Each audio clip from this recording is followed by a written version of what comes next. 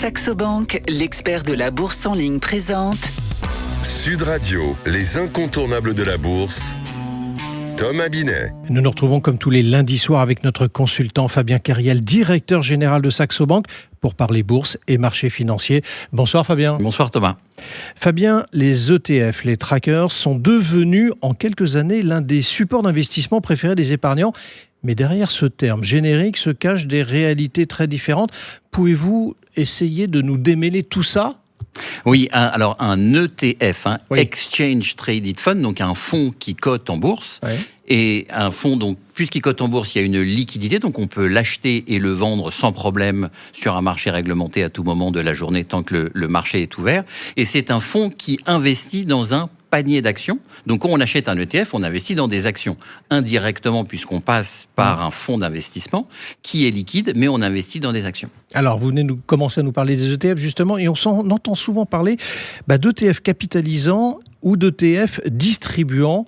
Quelle différence concrète entre les deux, Fabien ? Alors, on sait que quand on achète une action, donc on est propriétaire d'une part de l'entreprise, on reçoit une partie du résultat de l'entreprise qu'on appelle le dividende.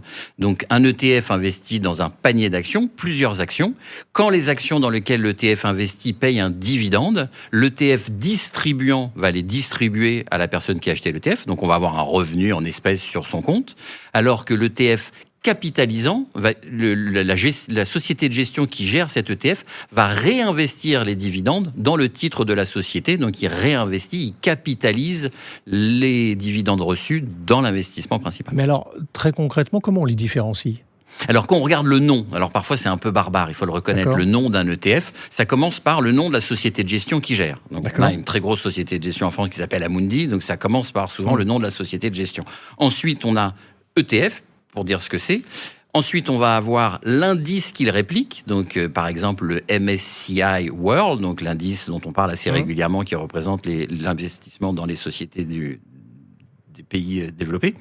Et ensuite, on va avoir soit un CAP pour capitalisant ou un DIS pour distribuant ou DISTR qui va indiquer effectivement si c'est capitalisant ou distribuant. Et ensuite, on peut avoir des lettres type UCITS, etc. qui va donner une idée sur où est-ce que le produit peut être distribué. Alors on continue sur les ETF et on parlait maintenant des ETF thématiques. On en voit partout, intelligence artificielle, énergie propre, cybersécurité.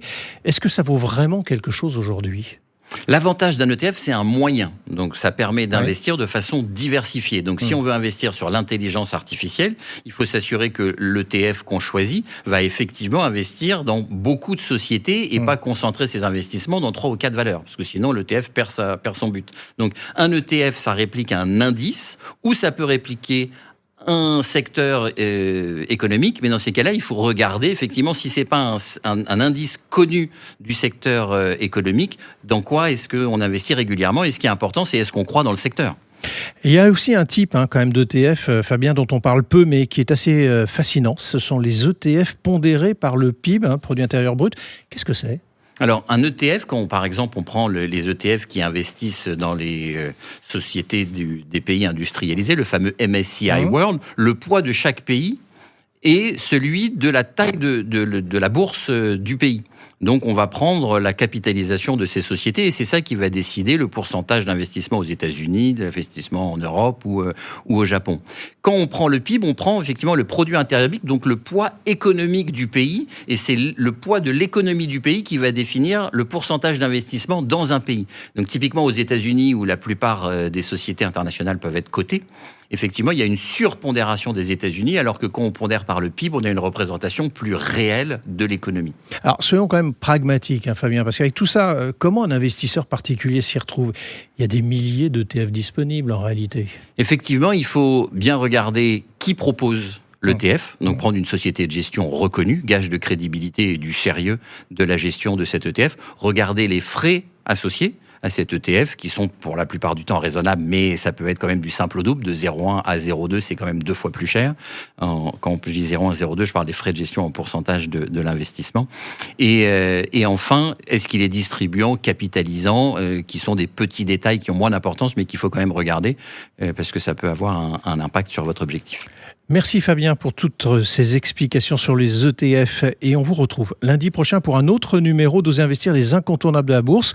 Et vous pouvez voir et revoir toutes mes chroniques et émissions en replay sur sudradio.fr et sur notre plateforme dédiée aux médias. Merci et à la semaine prochaine. Sud Radio, les incontournables de la bourse. Thomas Binet. Avec Saxo Bank, l'expert de la bourse en ligne.